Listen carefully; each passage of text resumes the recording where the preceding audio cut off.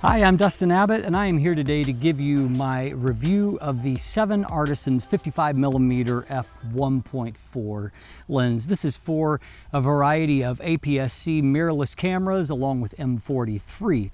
So as a 55mm f1.4, that makes this basically a prime portrait lens. And so on APS-C with a 1.5 times crop factor, that would include like Sony or Fuji, you're looking at 82.5 millimeters in full frame equivalent. And then I'm reviewing it on Canon EF-M, that's a 1.6 times crop factor, that's 88 millimeters full frame equivalent. And then finally on M43 with a 2 times crop factor, that's 110 millimeter full frame equivalent. And so all of those, of course, fall to varying degrees, but all within the sweet spot of what a portrait lens constitutes. I also understand that a lot of times the gear that I review, a lot of you feel a little left out of the cold because of the price point. Photography is expensive, of course, I don't need to tell you that. And so I know that some of you are frustrated because of how expensive photography gear is. Fortunately, however, this is a lens that is probably within most people's budget. And so in the US, it runs around $125. And in places like the UK, for example, it's well under £100. European market around 129 euro. And so, at least more affordable. But just because it's affordable doesn't mean automatically it's a lens that you should consider. So why don't we explore together and take a look at whether or not this 7Artisans 55mm f1.4 is a lens that you should consider for your mirrorless camera. Let's jump in and let's take a look at the build and the design here. So let's take a closer look at this 7Artisans 55mm f1.4. Just a quick look at how it comes packaged. Pretty straightforward there, but I'll give it this. It's a better packing than what the inexpensive first-party lenses from Canon come packed like. So what you've got is a pretty compact lens here, particularly when you consider that this is essentially the equivalent of an 85mm f1.8 to f2 lens on full frame, and so it's very compact in that. So overall, everything here is made of metal, and so as a result, it's got a little bit more heft than a plastic fantastic type lens. It weighs in at 272 grams or 9.59 ounces. So in an absolute sense, it's not all that heavy. But it's not far off the weight of this 18 to 150 millimeter zoom, despite being pretty close to half the overall length. The length itself here is 55 millimeters, a little over 2 inches, and it is 53 millimeters in diameter, leaving us a 49 millimeter front filter thread. Now, one thing that is worth noting here, kind of the standout, is that you've got a 14 bladed aperture and a round aperture, and so you can see when stopped down, you really do maintain a very nice circular shape, and so kudos to them on that kind of nice feature. Aperture ring here, it's manual everything, no electronics, so manual aperture. Moves nice and smoothly. It is a declicked aperture, and so you can rack through the whole aperture range from f1.4 to f16 without any detents along the way. And then below that you have your manual focus ring. Now, I did note a little in the field that if you're going fast, you will feel almost a little bit of slippage on the manual focus ring. It could be the tolerances could be a little bit tighter there, but the overall damping outside of that is fairly smooth. I actually mostly noticed that kind of feeling of slippage right towards infinity, and so anyway, that's where I note that. You will note as you come towards minimum focus of 0.35 meters or 1.2 feet that it does extend to its fullest length, and so it extends out about a little over a centimeter in addition when you go towards minimum focus. The amount of magnification, like most 85mm lenses, is only average at best, and so it's not going to be a macro type lens. But other than that bit of slippage in the focus ring, I think the construction here overall is really quite nice. I have to say that I continue to be impressed really by the overall degree of build that is in a lot of these inexpensive lenses. Now, I recognize that there is some sample variation and often the tolerances aren't quite as high on some of these inexpensive lenses, and so in some cases you get a really great one. In other cases, some people have found some defects. There's probably some truth and some reality to that, but at the same time, if you get a nice copy of this, it's really a really nicely made little lens, and of course a great form factor for the focal length and maximum aperture. As far as the focus goes, this is of course manual focus only, and I've commented on the focus action already. I will say that there is enough focus throw here. It's about 130 or 40 degrees. It's enough for me that I didn't have any issues with focus precision. And you know, there are a lot of focus aids on mirrorless cameras, and so manual focus isn't nearly as daunting as what it used to be on DSLR. I would say, you know, mostly just using focus overlay, even without going to the further kind of extent of magnifying the image more. Even just using focus overlay, I would say I had about an 80% to 85% keeper rate. And so with a little practice, it certainly is possible. I know that probably most people, not all people, but most people would prefer to have autofocus in a lens like this. But the reality is that it is a workable situation if you're on a budget.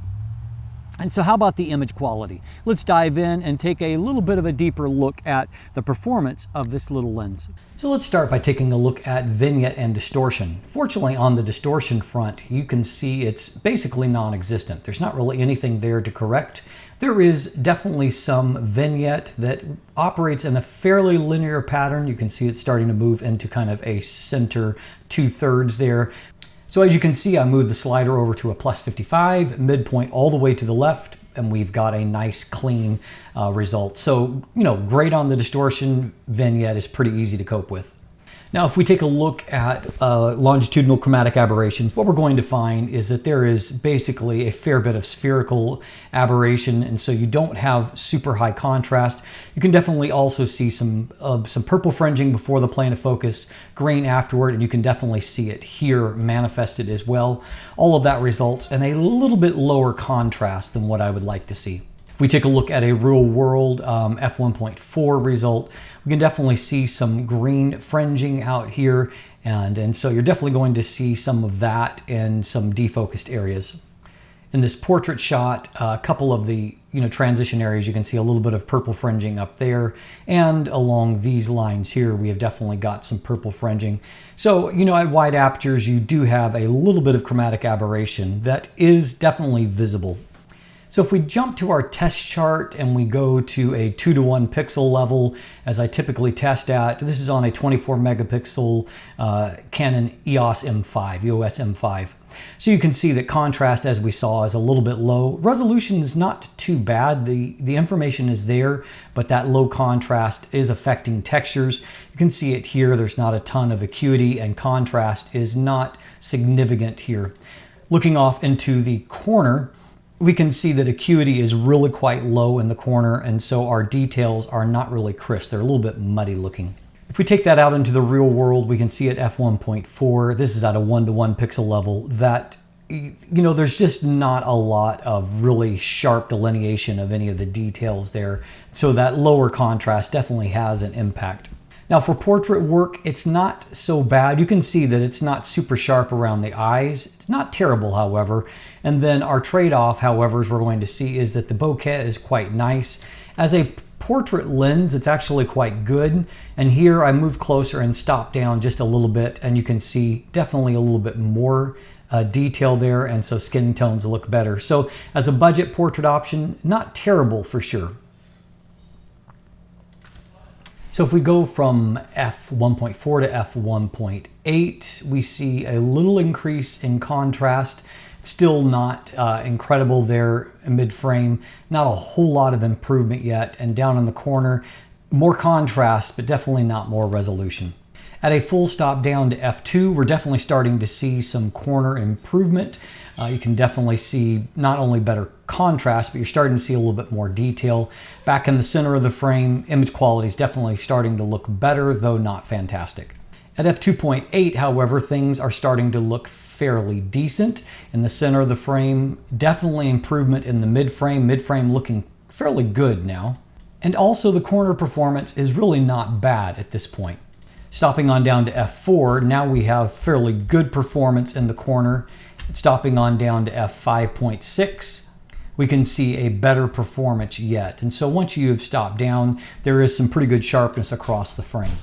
In a real world f5.6 1:1 pixel level here, we can see that actually it looks quite good across the frame, and so it makes a pretty compelling landscape option when it is stopped down. So at our minimum focus distance of 0.35 meters or 35 centimeters, you can see that maximum magnification is more like what you see on an 85 millimeter lens. It is not particularly high, and image quality at that minimum focus distance is not particularly amazing at f1.4. So what we see near that minimum focus is that while, again, our contrast and sharpness is not great, bokeh looks really, really nice. And that turns out to be a real strength for the lens. As you can see here, the bokeh is really, really nice and creamy, and so that combined with nice color makes the image look good overall. Also here, colors look really fantastic, and of course, I think that helps a little bit being on a Canon body. I still am partial to Canon colors, but looks really nice here. In this shot here, you know, there's a little bit of chaos there from all the little glistening lights, but I think at the same time that the bokeh looks quite nice. And here, I think colors look really, really rich. And so there are some strengths, to be sure. Finally, let's take a look at this image globally, because, you know, sometimes we get lost in the weeds of looking at the details. The reality is if you're on a budget and you're not looking at a pixel level, it looks okay at a pixel level, not incredible. Looked at globally, however, it's a lovely image. Beautiful bokeh. That's definitely a real strength for the lens. And that 14 bladed aperture means that you do retain that nice bokeh in terms of circular shape, even with the lens stopped down some. So overall, between the color and the bokeh, I'm willing to live with a little bit of, you know, lack of acuity on the sharpness, because the overall images look quite nice. So definitely I would say more good than bad. The lack of correction of some aberrations does rob us of some wide open sharpness. However, if this lens was more corrected, there's a good chance it would be significantly larger and more expensive. So I don't know that I'm necessarily surprised by that outcome. On a positive note, however, I feel like the bokeh and the color actually punches well above its price point, and that bokeh is really beautiful from the lens.